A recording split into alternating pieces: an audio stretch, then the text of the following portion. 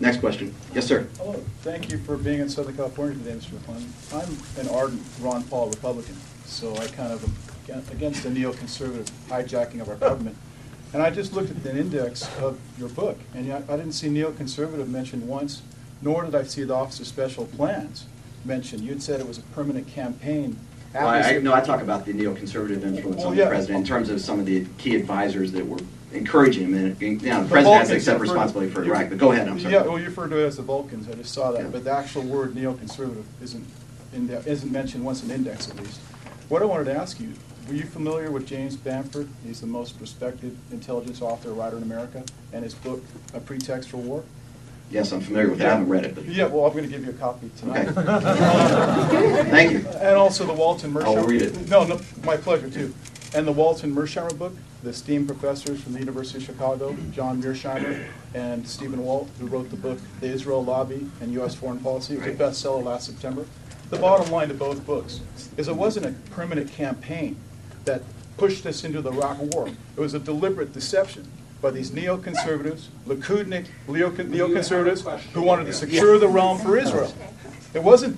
It was deliberate deception. You want me to respond to that? Sure, sure. Okay.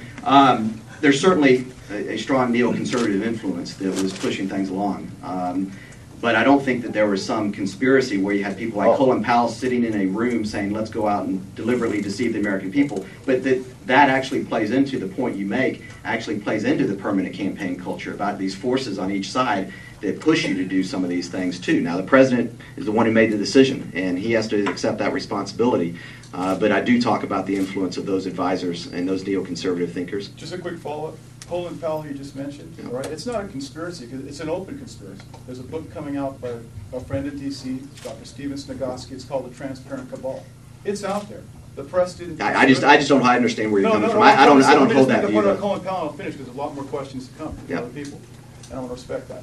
If you look at what Colin Powell said in Washington Post editor Karen DeYoung's biographical book about him, she had said that Colin Powell conveyed to her that the Jinza crowd, the Jewish Institute for National Security Affairs, which Dick Cheney is associated with, is in control of the Pentagon and pushed us into Iraq, and now is doing similar to get us to attack Iran. And I welcome all those perspectives from others. I mean, I gave my perspective. No, I understand. I gave my perspective based on what my experiences were. It's in Karen DeYoung's bio book about Powell.